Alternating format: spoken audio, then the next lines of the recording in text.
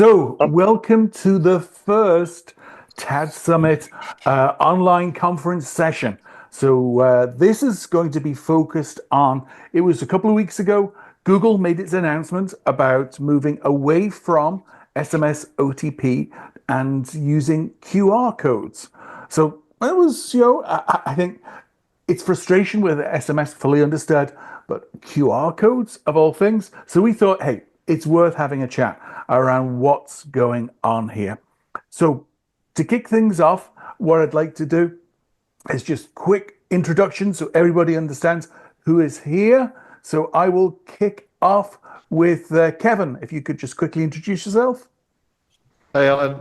Thank you. Yeah, Kevin Graham, Cavero Quantum. So working in a startup focused on key creation method that we think is going to help to revolutionize is a strong word, but develop the potential to start to move away from some of the more legacy kind of technologies we're going to discuss on this call.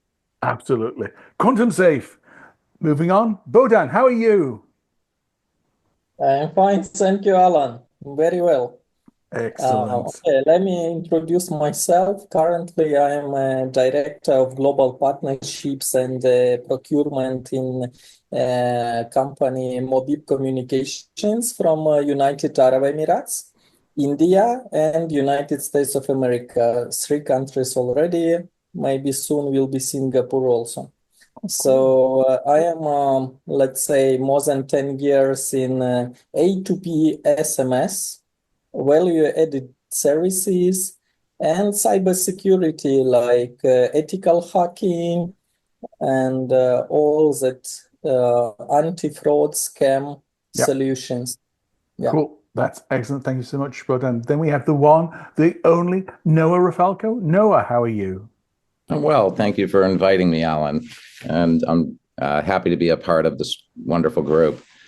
So I am the CEO and founder of TSG Global. We're disrupting by incubating frameworks that our identity plays, both for the individual and for the commercial side of the business.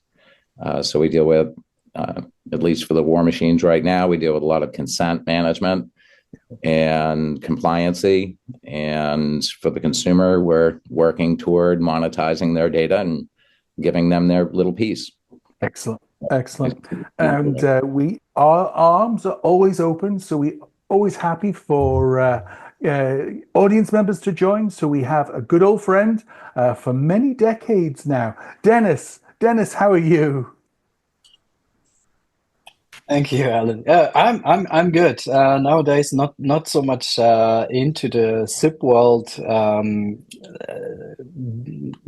let's say actively, but still quite interested in following interesting developments. And so your newsletter and this topic kind of caught my attention. So that's why I thought, although in the long tradition, which is now, since it's 25, 11 years ago, the first TADSummit. Yeah, that's right. So I thought, why not join this new interesting format as well? So I thought it was a very good idea to make it, sessions over the year and not this compact event, because it might just be better to join and to go deeper into experiment. things. That's the best thing. And we have, of course, the mascot for TADSummit. We have Johnny. Johnny, how are you?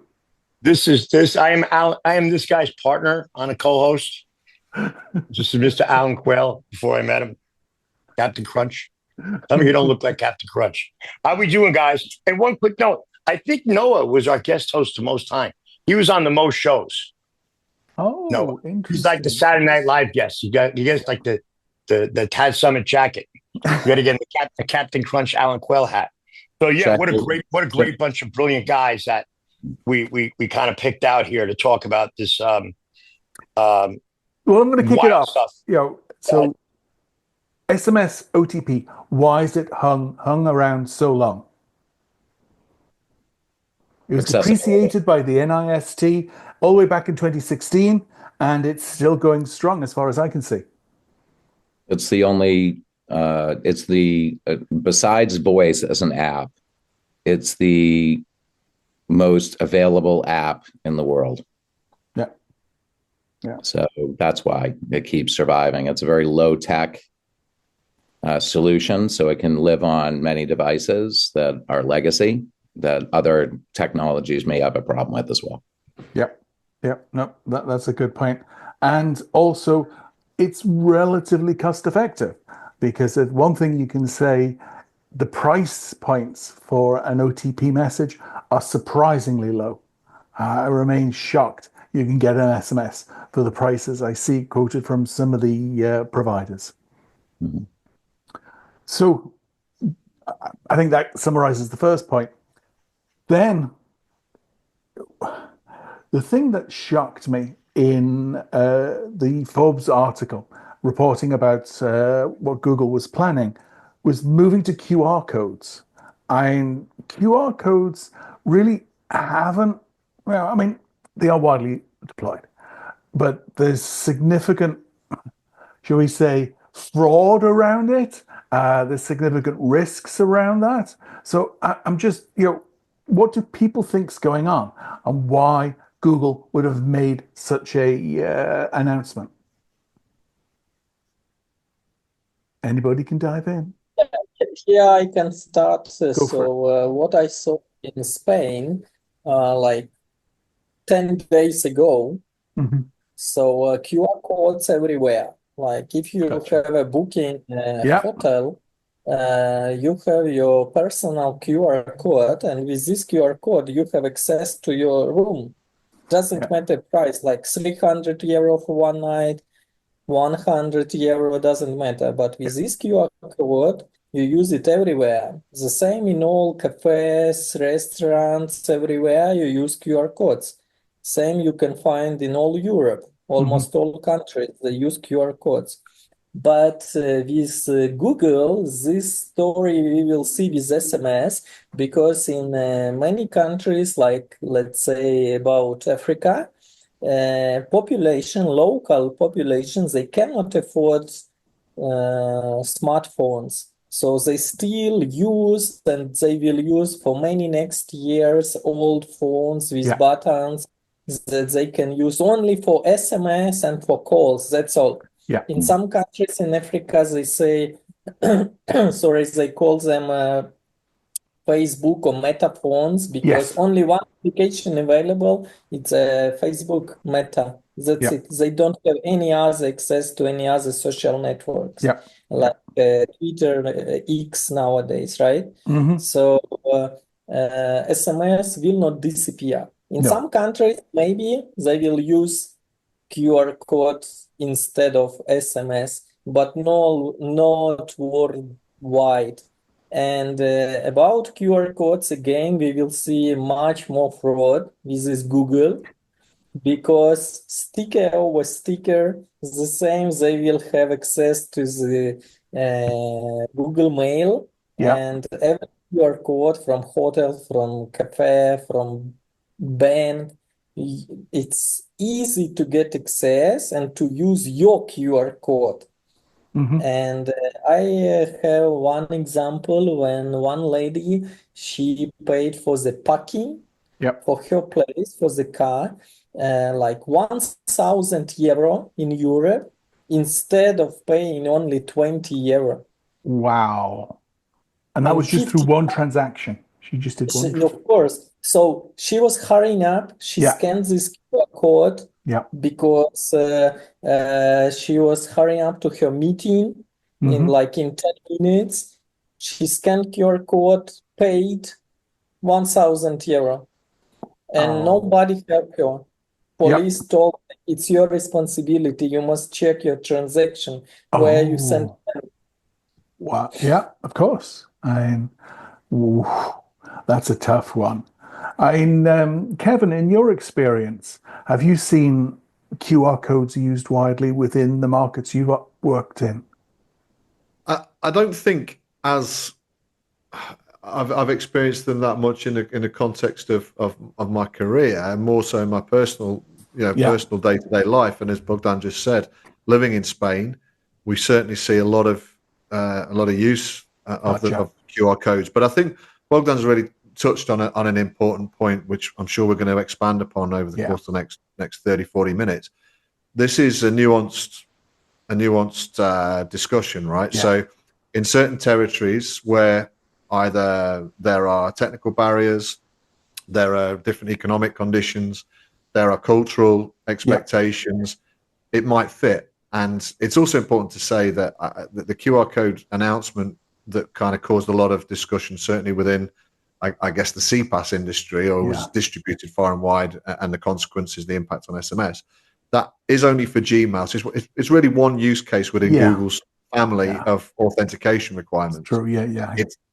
That's traditionally never been one of the more sensitive use cases for them. So they don't put a premium on that particular transaction in the same way that they do some of their other use cases. Gotcha. So you have to take it in context. It's just yet another channel that will no doubt provide a cost-effective solution, because just to kind of maybe just disagree with you a little bit on the price point before, Alan. Yes, relatively SMS, certainly there are still many territories where you've got a relatively low unit price, but as everyone knows, places like Indonesia and all of these far-flung territories where there are exclusivities, you're starting to see the prices that only very recently were around 1 cent or less, now up to 20 cents, 25, 30 cents, which really means that the major hyperscalers have to look at the other channels that are available to them, because it does become an obstacle in terms of just simply the cost and the termination rates associated. Exactly. That's a very good point. I know the piece I did on Latin America and the price rises we've seen there of thousands of percent is absolutely shocking. So that brings up, I think, a very interesting point, and it's worth discussing. But actually, before we jump over to all the different options we've got out there, I mean, my first interaction with QR codes was all the way back in WeChat in China, where it was just pervasive. It was just the mechanism that people used. So do you think it's more likely to be regional? It'll be a heavier cultural factor? Because again, I look at the UK, I look here in North America, I don't see QR codes used that widely outside of a few specialized applications, like menus at restaurants. But beyond that, I don't see it that prevalent. Or do you think this is a trend that's going to shift, over time across markets? I'd like to speak to that, which is, when I first saw QR codes hit the market, I was like, this is a joke. You can't really create very much with it. It's a very limited experience.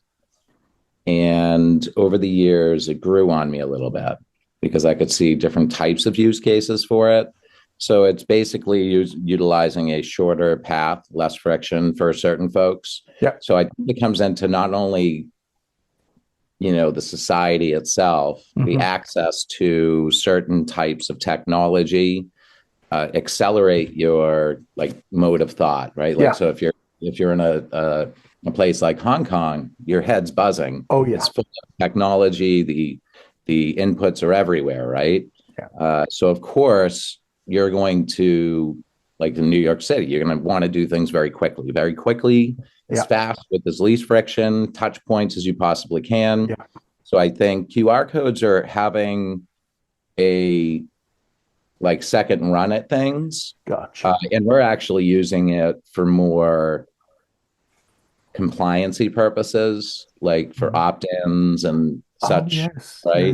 So we use it to trigger an SMS. To repopulate an SMS, to add a V card, to do these different kinds of functions that shorten a cycle within what we utilize in the identity framework world. So if you're trying to deploy something, for example, we're deploying a solution we call 360 compliance, which basically can wrap around a small business so they don't have to worry about anything but the guardrails keep them in line. And the guardrails actually include a QR code, because the QR code actually can allow them to easily start to build their list in a compliant way, as opposed to, hey, I found this list at the bottom of my trash barrel. I'm just going to message to it, right? So, these are the things that I see useful. I think, in particular, Google's play at this might be a little bit more angled, and I might be wrong. I mean, please. My opinion on it is that they've deployed RCS, which is not SMS. It's their version of SMS. So how do they get more adoption within that space, and how can they use QR codes in a different way? That might be that way. Like Bogdan, when you were talking about like paying with a QR code, all I thought of is the fraud where, first in Germany was the first time I ever saw like a self-service gas station where you could put your credit card in and such. Never saw it in my life until I lived there way back. And then here, immediately with fraudsters, what they would do is put some kind of a block over the front. So you'd actually be inserting your card into their device. I think that QR codes already have hackability, I've seen. So you have to keep these use cases to very, very, very simple ones. And you can, I think the payment option is a high risk one because you can't read a QR code with your eyes. So you're already skipping a step. And that can be very difficult because what if it automatically does something? What if it's I've seen QR codes install things into your device. And you would know that better than I would, but right? Like, I don't know. I just know that QR codes really were an awful thing at first. I do see some use cases. Google, with their authenticator side, has been doing these kinds of things, but I think that Google's deployment of RCS is almost like in need of something to push people over to it more. So I think it might be a gateway for them to have you get into their RCS bucket. That's especially compliancy, because I'm seeing compliancy is driving me crazy. What you have to accept in RCS right now. It's Botan, I mean, what's your view there? Yeah, I can show you one example here in Slovenia. So if you book apartment, you will see all those things with QR codes. You see. And not only you can book a tour, you can buy any local wine, everything with QR codes. So anymore, no prices. You have no idea about price for any food, drink, or tour as a tourist. You need to scan QR code everywhere. Well, that's looping you in, right? Isn't that looping you for data capture? Isn't that giving another touch point to ad tech? Yeah. So you must scan all those QR codes. When I called and asked company, they answer scan QR codes. If I don't trust, I will not scan those QR codes. I have no idea I will scan what will happen. So that's why it's better to scan QR codes only if you trust them. The same with SMS. If you know this link, you can click it. If no, of course, never. You don't know what will happen if you click that link inside. And that's a really sensible statement to make. But in reality, it's the enterprise's responsibility to take no chance with that. You can't ask your consumers, your customers, to have developed their sensitivity and understanding of the ecosystem and what fraudster's presentation may look like and how that may be adapted. So you have to take that risk out of the equation. So I think we've talked a little bit here about how easy QR codes are to use. Excuse me. But I think it's important to make the distinction.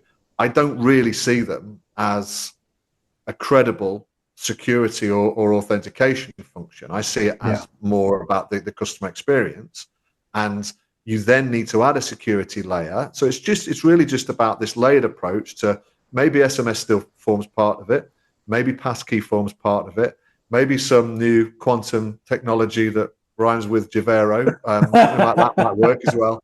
But in all seriousness, the enterprise has to understand how to layer everything and how to maintain the customer experience to ensure that the customer stays on your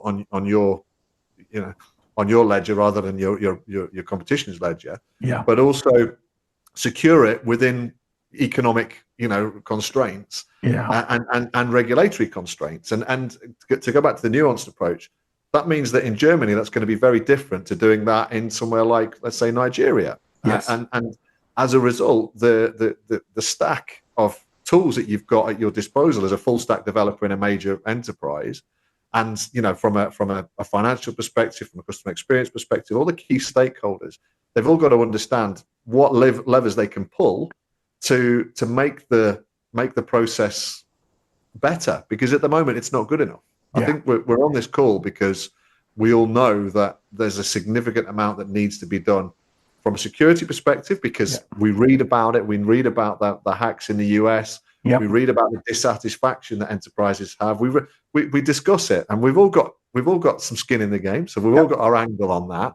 But it simply isn't good enough at the moment. And I think SMS is still a hugely relevant technology and will be for many, many years to come.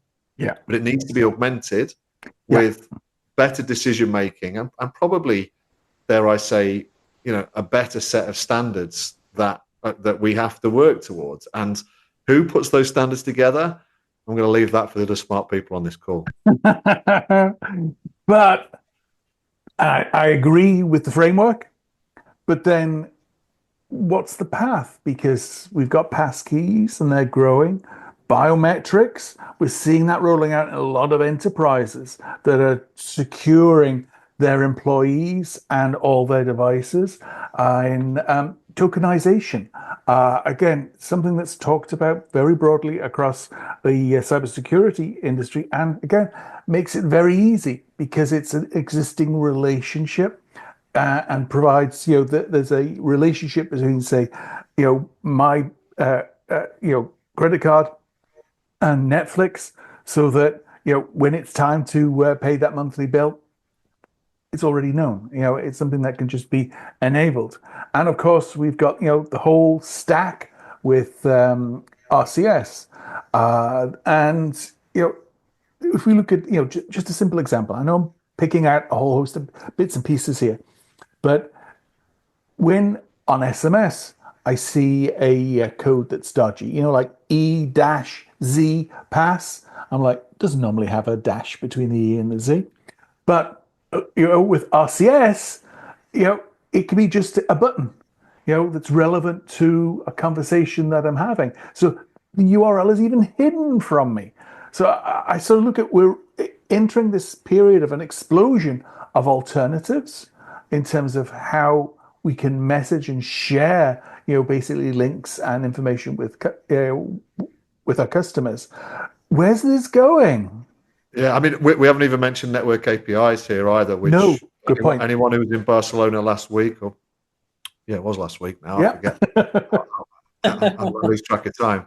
But network APIs were everywhere, and to your point there, you're right that we are at an inflection point on this topic, and the options are probably need to be narrowed down, or at least qualified a little bit better. Because when we talk about QR codes in the same breath as something that's significantly more of a security protocol than a customer experience protocol, yes, know that even people like ourselves, we've probably got to get a clearer handle on this, and it's not something that is, I think, defined with enough clarity and definition right now. So I mean, it's a good point, and on passkey, the passkey experience is phenomenal, but it's the domain of large enterprises, correct, who can pay the capex or whatever and put that into their system, put that into their workflow, but it isn't necessarily accessible, to my knowledge anyway, a little bit further down the chain, correct, in terms of your medium-sized and your small to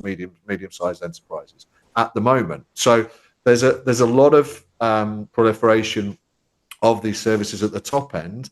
That SMS, for example, with the routing systems that exist within the hyperscalers models, that's where a lot of the authentication kind of stems from, doesn't it? Yes. In terms of that's where it starts, and it's built into Microsoft's and Amazon's and anyone else's kind of, workflow in such a hardwired way that it's hard for them to actually move away from it unless they go to RCS or they go to other messaging technologies. But how do you amend that workflow to start to take into consideration biometrics to give the consumers the kind of protection that perhaps they require, or sorry, that they deserve? Yeah. So, and then you've got the symmetric nature of services as well. Because we have to think about what are we going to do to protect the end users in this process. It's not just about the enterprises working out if it's the end user A that's taking the money out of the cash machine. It's also when the end user gets that communication or that call to action that they know that they're speaking to the enterprise that they hope they're speaking to. Exactly. And at the moment, that doesn't exist. Not at all. Again, something that we feel very strongly about at Covero, and it's a topic that needs more discussion. Yeah, and add to that, Kevin, that's great, some fantastic points. When you think about the consumer experience, you want to make it as light and easy and fun and engaging, whichever direction they take it, right? And if they start really engaging to use QR codes, to your point, we have to create tools that allow the protection, because what I've seen over the last maybe 5 to 10 years, ever since the third-party payment applications and all these kinds of things popped up, banks and financial institutions are starting to bow away from any kind of responsibility. Yeah. And usually it's their mandate, which is odd, right? So the ones that are protecting your money are saying, oh, we're just a proxy. Sorry, we have no responsibility anymore. It's you and your user experience that screwed it up. So if you tie those two together, if we don't protect the consumer with different tools, the bigger businesses don't care. And they've set themselves up into a position right now that allow them to just wash their hands. Which is a US problem right now. That's how it is in the US. So it's a brilliant point, because if you don't understand how, who stands to lose if this process doesn't work, then you don't really know how to solve it. And in the US, it works like that. In Europe, obviously, the banking deposit legislation that came in, I think we're talking about 15 years ago now, that turns it the other way. And so the security teams within the major high street banks and the major, digital banks now in Europe have such an important role to play in this process, which is different to what it is in the US, as you say, because there's the potential for them to wash their hands of it. Then you go to South Africa, for example, where SIM swap was brought in long before it was brought in almost anywhere else. Because of the way that because of the people who are liable in or the parties that are liable over there. It's a very different marketplace depending on where you are. So again, it's not going to be a one size fits all. And if anyone thinks that it is, then they probably need to find another line of work. Yeah, and it comes either with the responsibility associated with the brand to the consumer relationship, but the overarching common theme seems to be, and I found this over the last 12 years in this journey I've been on, typically dealing with businesses, I find myself at the consumer level, and that's because the consumer needs the most help at this point. For security and protection, because there's nothing really there except they're the end of the road, and they're the ones that folks want to get the money from. So however they're going to try and get, it's like the last mile issue in technology, right? There's always the last mile issue. And in the case of fraud and the intersection of fraud and technology, here lies I just need something easy consumer, right? So they want something easy, but they're not willing to go through a harder process to add security. They still want to remain easy. So I think our job is a very complex one, because we have to maintain this level of security, almost like I often refer to Flash Gordon, where he's up in the clouds with the winged beasts and they're all fighting and anybody below has no idea what's going on. So that's what's happening.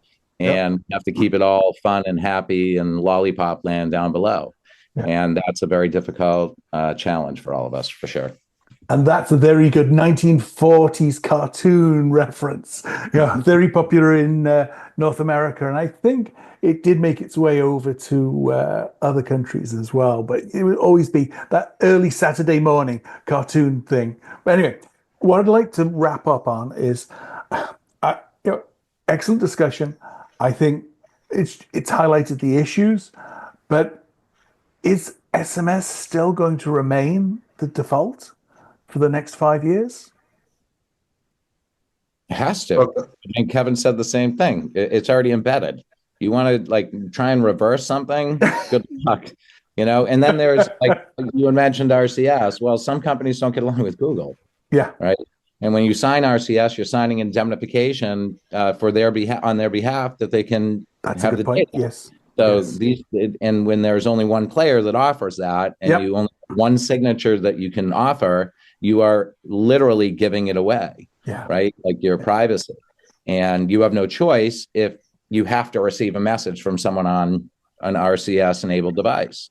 So there's a lot of problems with, how things are playing out. But again, SMS isn't going anywhere anytime soon.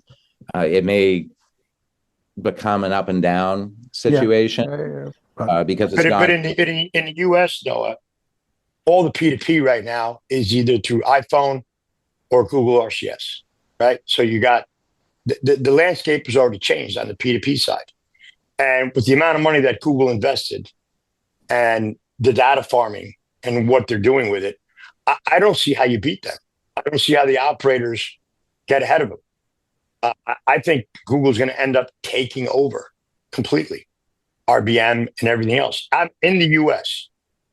Outside of the US, I'm not really sure, but in the US, you've got 3 operators and you've got everybody on a Google phone or an iPhone.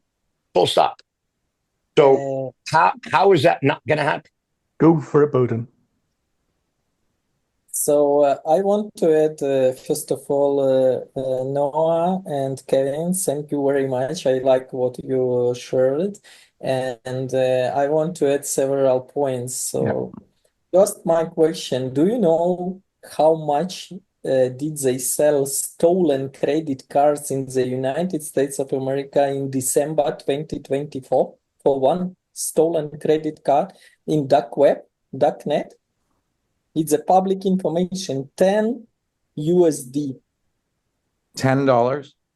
$10, and you have any American credit card with all details, expiry date, CVV code, everything. And even address, full name, legal address, everything in dark web. Yeah. And you can buy even one. You don't need to pay like $100,000. No, you can buy like 1, 2, 3, whenever you want. That's first thing. This is about bank security and zero responsibility from banks. They don't care. Second, about SMS, next, not only 5 years, I believe next 20 years, all companies from SMS that they buy and resell routes directly from mobile operators, this market will only increase. And you can easy make fast money on this wholesale traffic if you have direct connections between mobile operators and any businesses worldwide, and you sell legal routes from mobile operators, and those customers, like small, medium enterprises, they send marketing campaigns, but legally. If all content is legal, okay, you are fine. You don't need to worry about any penalties. Like fresh examples in France, you must pay 5,000 euro for one spam SMS. 5,000 euro only for one spam illegal SMS. So imagine if someone sent campaign like 1,000 spam SMSs in France. They lose their license immediately. Someone in MWC last week told me about Vietnam, that in Vietnam nowadays, if you send illegal campaign with phishing, fraud, scam, any spam, penalty will be 100,000 USD. in Vietnam. So now what they do, they are trying, I mean, mobile operators worldwide, they are trying to increase penalties extremely high, because this is only way how they can protect their networks, how they can not just block scammers, they can take licenses from the companies, from wholesale, SMS hubs, aggregators, because they must have license to do this business. So they skip France, they skip Vietnam, they send only OTP or clean marketing. If we talk about, let's say, gambling, iGaming, casino, betting, in some countries it's legal, in many countries it's illegal. So if they have license, they can send marketing campaign. If no, of course they are looking for some bypasses like SIM boxes, Exactly, yeah. SS7, all gray routes, Yeah. sometimes successfully, but it's too risky because of extremely high penalties.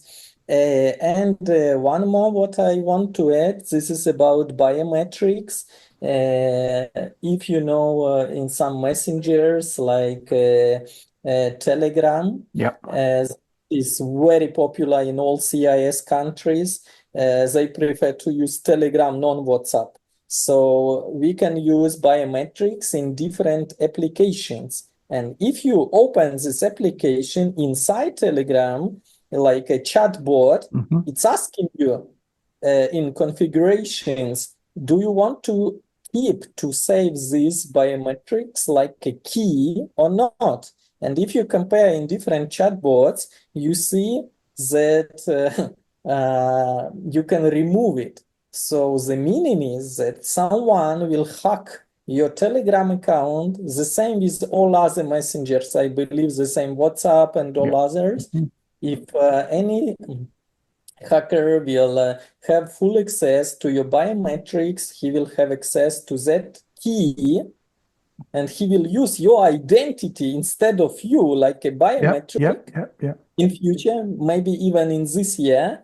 And they will have access to your bank account, to your application to bank account. They will use all your credit limit, full access to all your accounts in all currencies. They can even register with these biometrics in all services. And the last one that I want to add about countries in the Middle East, like Saudi Arabia. I talked with some local enterprises in Saudi Arabia. The most popular fraud and scam nowadays, especially for old people, call centers calling like 24/7 every day. Old people, local people in Saudi Arabia and all neighbors countries like Kuwait, UAE, Jordan, everywhere. And they send SMS and asking to confirm a code from SMS. So when grandma, grandpa confirms this SMS code, they have premium subscription to YouTube, Netflix. After that, they are trying to remove this subscription, but it's too late because mobile operators answering like, sorry, but you confirm you received SMS with one-time password, you confirm subscription, you paid for this premium YouTube or Netflix, you cannot cancel it. So this is a new fraud, new scam that they're trying everywhere with premium subscriptions. Yeah, that reminds me of the old, premium SMS fraud that used to happen, where you'd think you'd signed up for something, or you'd paying for an individual item, and then it was a monthly subscription, or what was really nasty was a 2-weekly subscription. So every 2 weeks it would renew. But wow, that's unbelievable. There's that lack of control that's taking place there. But is that go for it? So Alan, just back to your question prior to what Bogdan said there, and some of the examples there, quite scary. Anyone who listens to this session who is not familiar with this world and just wants to know a little bit more about authentication and what the process looks like, there's some real world examples there, and that really does just scratch the surface. Yeah. But back to what you were asking about SMS before, and I think Noah's point was absolutely right. SMS is going to be around for a long time. Yeah. It's going to move up and down again, depending on all of those regional factors, all those kind of those nuanced elements that we talked about before. RCS adds another component, but it's a more complex process. RCS. Yes. So just simply having the registration process in there, and the fact that the carriers, because it's actually the carriers really rather than Google. Google's the architect of the ecosystem, but ultimately the monetization is in the hands of the operators, and therefore the controls as we move forward. And I do believe that Google actually will look to maybe even. I don't think they've invested so much in it. I don't think they're ever going to make their money back on it, to be honest. And I'm not absolutely certain that Google has much interest in staying that heavily involved, to be perfectly honest. But we'll see. Yeah. But my point here is, why do you think they're doing it then? Because I'll tell you that I've spoken to folks, and they've told me that they've installed, coming from that company, entire underground railroad or trains wireless, and they do it at such a massive loss. Well, why? It's obvious to me, just like RCS is obvious to me. Yeah. Look at the terms and conditions. They are mining the data. So just like the encryption end to end, it's only encrypted in transport, just like all the meta stuff and all of that is mined, and now it's allowed because regulations are not around the Googles of the world. They found this nice little, they found this loophole where when I first saw RCS deployed, especially like in India, one of the compromises or the compromised paths was the P2P channel.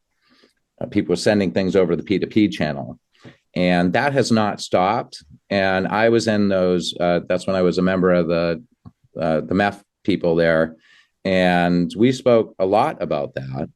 And it was, oh, we're working on it. Well, if they're the only ones with that competitive product, which is a private network, I will remind everyone, that's a private network. So it does not carry TCPA violations, but it's connected to a public network. I don't get any of that because that's not how it's supposed to work, right? You're not supposed to open up something that isn't allowed to be, that you're not giving something to the public with full awareness, with like their eyes wide open, meaning that when you're used to clicking accept terms and conditions, the terms and conditions that are usually out there are things that you have a choice of saying you want to do, okay? Mm-hmm. When it comes to replacing SMS on an entire handset, okay, because all Android phones here, have been using RCS between each other for all this time, right? That's a network effect to save themselves money too, because now you can keep it on network. But when you think about not having the same rights and having it under the control of a non-regulated, unregulated entity, that gets a little concerning to me, because there's no path to anything but a class action lawsuit, which who's going to take on Google? Like, let's be real. Who's gonna take that beast on? No matter what, they're bigger than every carrier and everything. So them tying it to a carrier's revenue, I thought was quite interesting, because RCS was an app. When it was released way back, it's been around a long time. It was an app, and that app didn't get any wind under its wings at all. Yeah, absolutely. And now they're embedding it into entire countries worth of SMS, like replacing the SMS with RCS. So wondering where the money is coming from. I always said that if you put AI on any communications network, you're going to build that AI very quickly, because that's a good point. No, absolutely. I mean, I think you make a really valid point there, and actually I see everything you just said. I wouldn't have an argument with. I think back to what we were talking about before in terms of what RBM constitutes in addition to SMS, and in competition now to WhatsApp, because WhatsApp I think has been the biggest beneficiary of SMS's demise or demise or the changing roles in the ecosystem. Exactly. Last 2 to 3 years. I think Meta have probably increased their messaging revenues from less than 100 million to 3-4 billion US dollars in the last 2 to 3 years. That's how much I've seen it kind of start to permeate across the ecosystem, and I do think that will continue because the harmonization of the RBM ecosystem is not there. It's not there in the same way there's going to be a challenge for network APIs. Both of which have got their place to play, but they're not going to be able to scale and get to this level of ubiquity that we all started this conversation. Exactly. Excellent point. And unfortunately, because of time, I'm going to thank you, everyone here. Wait a minute. He said meth. He said meth. You just had to say it. I knew Johnny couldn't keep quiet for that long. Where's your suck fish? I want to see your suck fish shirt. No suck fish here. You're the suck. Why'd you leave meth? Dandari, I don't know what happened. He's coming back. Anyway. Say 3 times, he shows up. Oh, don't do that. So anyway, thank you to everyone. This was very insightful. I'm going to get this all summarized up because it's going to take me a bit of time because there was a broad ranging and I think very insightful discussion. So in this, I'm hoping will act as a signpost on, well, A, the lack of change, but B, all the options that are coming down the line,